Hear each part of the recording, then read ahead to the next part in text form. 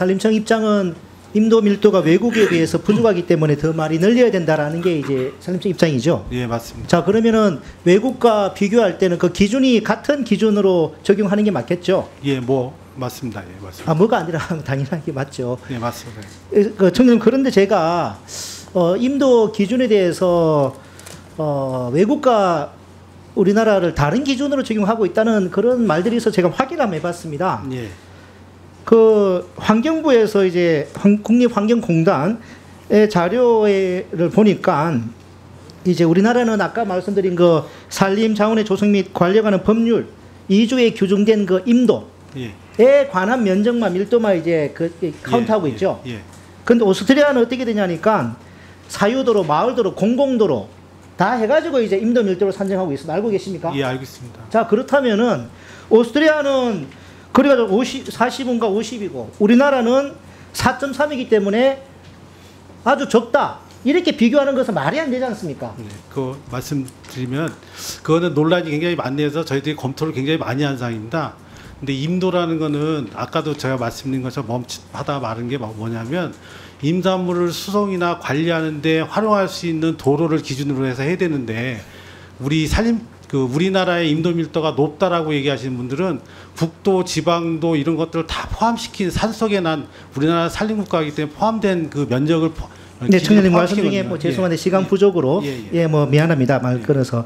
근데 기본적으로 기준을 이게 비교하려면 같은 기준에 따라서 산정된 데이터를 비교하는 게 맞긴 맞지 않습니까? 네. 그거는 부인하지 않으시는 거죠.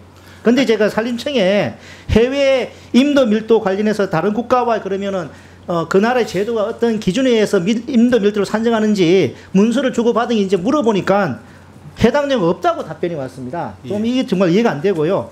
자, 청장님. 예.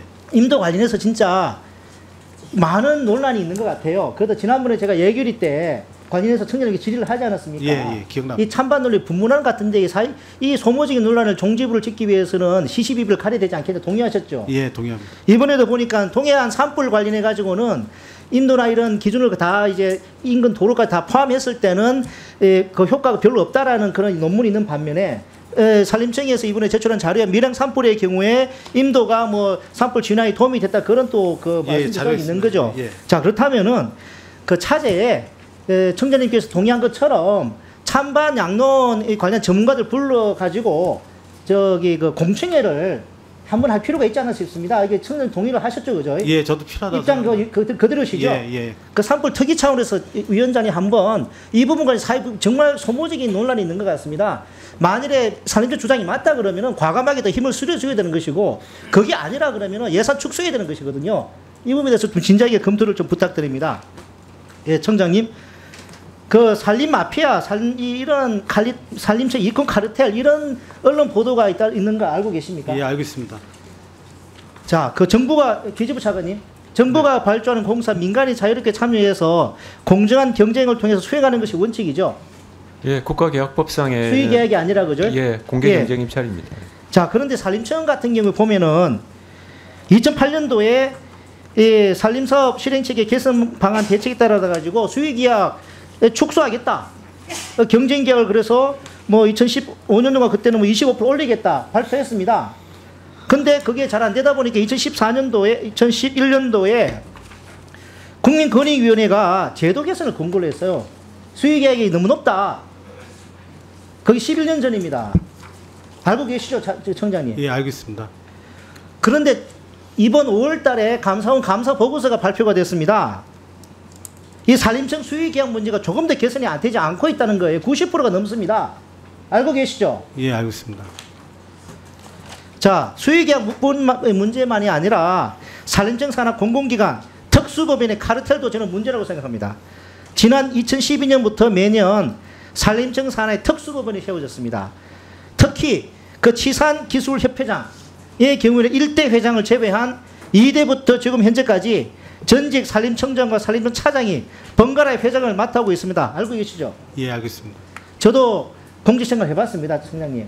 이런 경우에 현지 공무원들은 전직 모셨던 그분들 눈치를 볼 수밖에 없습니다. 이래가지고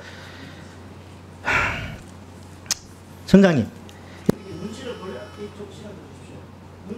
안 볼 수가 없는 구조인데 이 산림청 산하 공공기관의 전직 산림청장들이 있고 퇴직 공무원들이 이 산림청 산하 특수부의 간부직을 차지하고 있는 상황입니다. 경쟁 없이 산림청 식구들끼리 자리와 예산을 나눠 갖는 모양새입니다. 그러다 보니까 산림 분야 발전이 더딘 게 아닌가 싶습니다.